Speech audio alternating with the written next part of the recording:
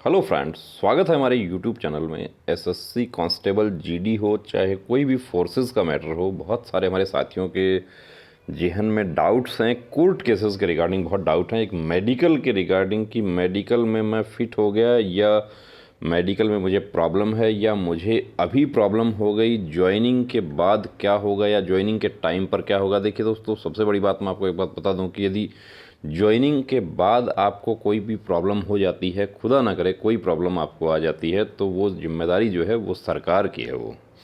लेकिन ज्वाइन आपका मेडिकल जो हुआ है वो 1 साल के लिए वैलिड है। मेडिकल होने के बाद आपके ज्वाइनिंग होने के दौरान यदि कोई परेशानी हो जाती है, उसके ज़िम्मेदार आप खुद हैं। अब एक पॉइंट ये उठता है कि मुझे तो वाकई प्रॉब्लम है और मैं फ़िट हो गया हूँ। देखिए, जब निर्णय की गलती से कैंडिडेट अनफिट हो सकता है तो एरर ऑफ जजमेंट से फिट भी हो सकता है। कई बार ऐसा होता है, कैंडिडेट्स कहते हैं कि मुझे भी फ्लैट फुट का प्रॉब्लम था, मेरे साथ वाले कैंडिडेट को भी फ्लैट फुट का प्रॉब्लम था, लेकिन वो फिट हो गया। आप लोगों का सालाना मेडिकल होता है फोर्स में, उसमें चाहे आपका आँख हो, चाहे नाक हो, चाहे बाल हो, चाहे कुछ भी हो, पूरा मेडिकल जो होता है सालाना medical.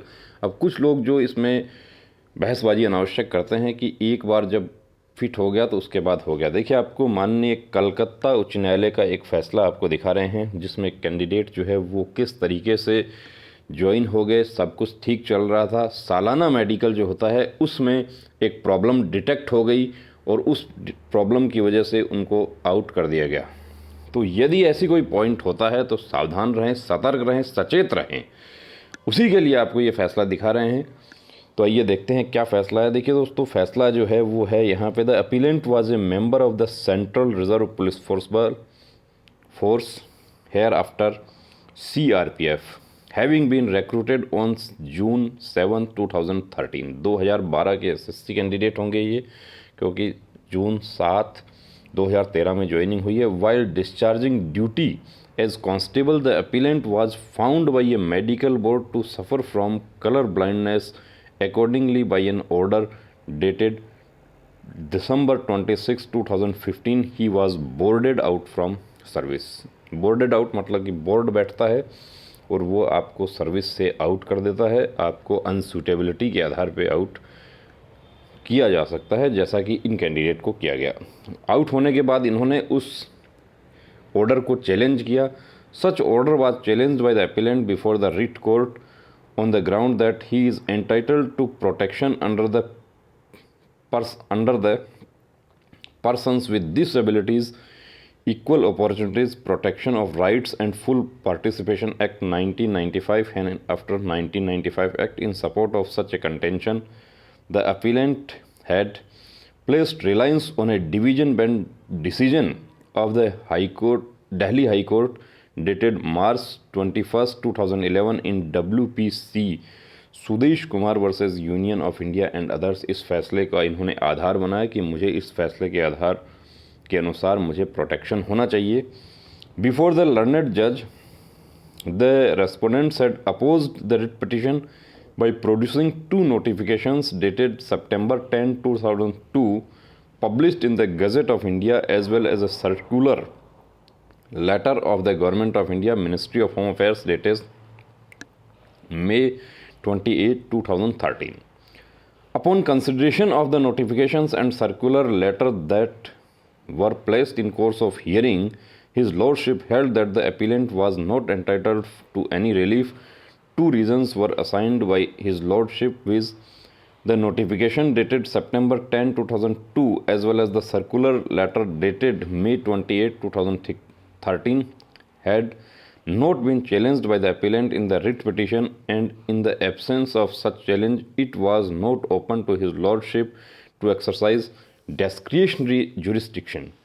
The decision of the Delhi High Court in Sudesh Kumar Supra was delivered prior to the circular letter seeing light of the day and therefore would have no application insofar as the claim presented by the appellant in is concerned. देखिए दोस्तों, ये फैसला जो है यहाँ पे हम आपको इसलिए दिखा रहे हैं कि कलर ब्लाइंड का एक ऐसा पॉइंट है कि कलर ब्लाइंड, आपको पता है, कलर ब्लाइंड फिट नहीं होता है। अब एक कैंडिडेट कलर ब्लाइंड फिट हो गया, मैनेज कर लिया उन्होंने, फिट हो गए, या error of judgement, medical board की गलती की वजह से फिट हो गए। तो वो क्या हुआ कि वहाँ पे जो वेटिंग वाला जो अभी कैंडिडेट है, जो अभी टाई केस में वो आउट हो गया है, हक उसका बनता था, वो जो टाई केस में आउट हो गया है, वो कैंडिडेट चाहता है कि वो जो कैंडिडेट कलर ब्लाइंड वाला है वो आउट होना चाहिए। वो बड़ा प्रयास कर रहे हैं, वो दिल्ली भी गए हैं, वो ये कहते हैं कि मैं इस पर केस करूं, मैं कैसे केस करूं, मैं कहां केस करूं। यहाँ तक कि वो ये भी सबूत हैं उनके पास में कि उसने क्या सिफारिश और सोर्स का इस्तेमाल किया है, उनका हम पुष्टि नहीं करते हैं। उनके पास यदि कॉन्क्रीट एविडेंस हैं तो वो बिल्कुल शिकायत कर सकते हैं। और यदि आपको भी ऐसा लगता है कि कोई दूसरा साथी आपका हक मार लिया, तो आप बिल्कुल कार्रवाई कर सकते हैं दोस्तों, क्योंकि आप गलत प्रैक्टिस होते हुए देख रहे हैं या आप गलत प्रैक्टिस कर रहे हैं, दोनों ही समान हैं। ये फैसला आपके सामने है। We have heard learned advocates appearing for the parties and perused the order impugned in the light of the notifications and the circular letter. अब ये फ़ैसला जो है, यदि आपको देखिए इसका लिंक चाहिए, इसका नंबर चाहिए, हम आपको प्रोवाइड करवा देंगे। आप एक व्हाट्सएप मैसेज हमें कीजिए कि किस तरह से एक कैंडिडेट को ज्वाइनिंग के 2 साल बाद कलर ब्लाइंड का पॉइंट है वो डिटेक्ट हो जाता है और उसके आधार पर उनको मेडिकली बोर्ड आउट कर दिया जाता है।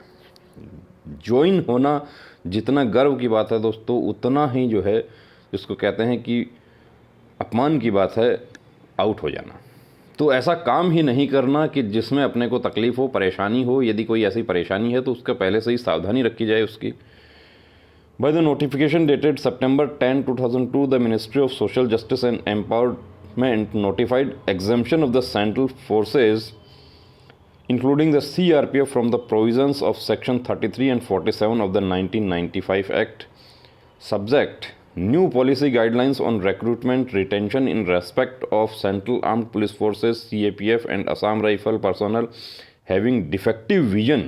अब देखिए दोस्तों, डिफेक्टिव विजन, यहाँ पे डिफेक्टिव विजन जो है, जो 6x6, 6x9, 6x18, 6x12 वाले हैं, वो भी इसमें ही लटकते हैं।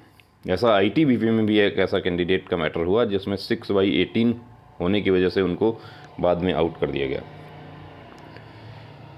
Dated 18th April 2013 on the above mentioned subject seeking clarification whether the personnel recruited between the date 18th May 2012 to 27th Feb 2013 and at later stage detected to be suffering from color blindness are also to be boarded out or will be retained in service. The matter has been considered in this ministry. It is clarified that personnel recruited earlier to 27th Feb 2013 would not be boarded out, but any person recruited thereafter। अब इसमें भी देखिए ministry ने clear कर दिया है कि जो 27 फरवरी 2013 से पहले के जो रिक्रूट हैं, जो भर्ती हैं कैंडिडेट, उनको ये कलर विजन में आउट नहीं किया जाएगा। ऐसा भी केस हुआ, लेकिन जो उसके बाद के हैं उनको आउट किया जा सकता है।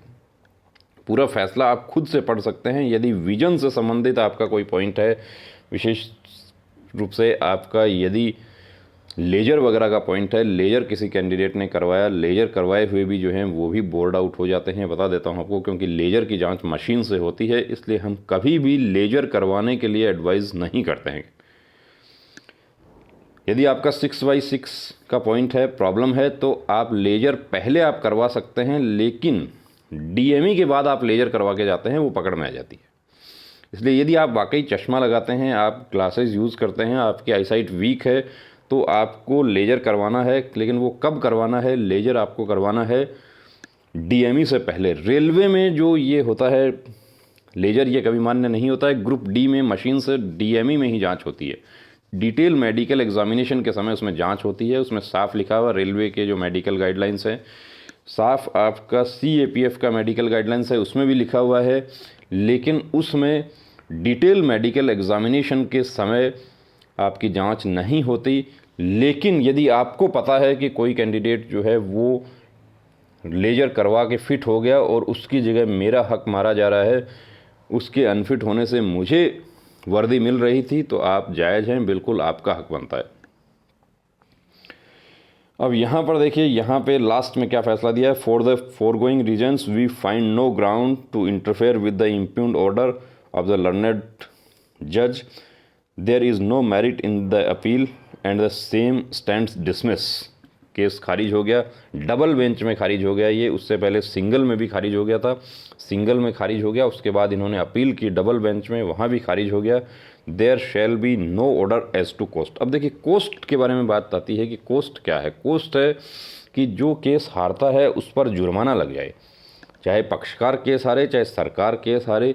यदि माननीय न्यायाधीश महोदय चाहें तो वो इस पर कोस्ट डाल सकते हैं। अभी एक ऐसा ही एसएससी कांस्टेबल जीडी का फैसला एक जोधपुर का माननीय उच्च न्यायालय का हुआ है, जिसमें 20,000 कोस्ट कैंडिडेट के ऊपर डाला गया है कि पहले आप 20,000 कोस्ट बीएसएफ वेलफेयर फंड में जमा करवाइए, उसके बाद आपका दोबारा से मेडिकल का ऑर्डर हम देते हैं।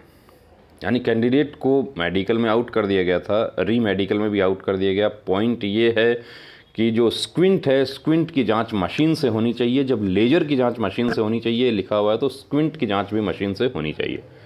उनकी स्क्विंट की जांच मशीन से बिना किए उनको आउट कर दिया गया। अब उनके ऊपर कोस्ट डाला है 20,000 का कि आप ये 20,000 जमा करवाइए, फिर बीएसएफ इनका दोबारा से मेडिकल करेगी। उसमें यदि ये फिट पाए जाते हैं तो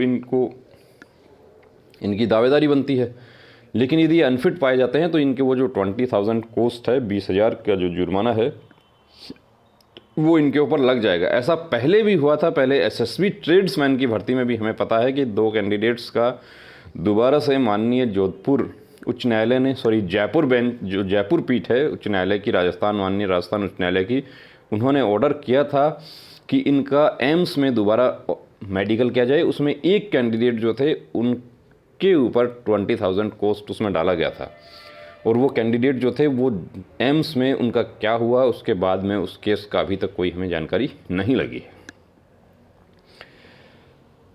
तो दोस्तों, यदि आपका भी कोई ऐसा पॉइंट है तो थक के चुपचाप आंसू बहा के घर पे नहीं बैठना है। ये फैसले हम सिर्फ़ और सिर्फ आपको मोटिवेट करने के लिए, आपको उत्साहवर्धन करने के लिए कि कोई हमारा साथी जो है वो कुछ भी गलत प्रैक्टिस की वजह से, या किसी की लापरवाही की वजह से, या बोर्ड की लापरवाही की वजह से, या उसका हक मारा गया उसकी वजह से यदि आउट हो जाता है, वर्दी पाने से वंचित रहता है, तो चुपचाप नहीं बैठना है, अपने हक की लड़ाई लड़नी है। और इंसाफ के लिए हमारी न्यायपालिका है, उसमें आपको अप्रोच करना है। बहुत सारे हमारे साथी जो हैं वो न्यायपालिका में अप्रोच करके अपना वर्दी पा चुके हैं, अपने हक की लड़ाई में जीत चुके हैं। तो आपको भी रुकना नहीं, थमना नहीं, अब ठानना है, वर्दी को हर हाल में पाना है। जय हिंद।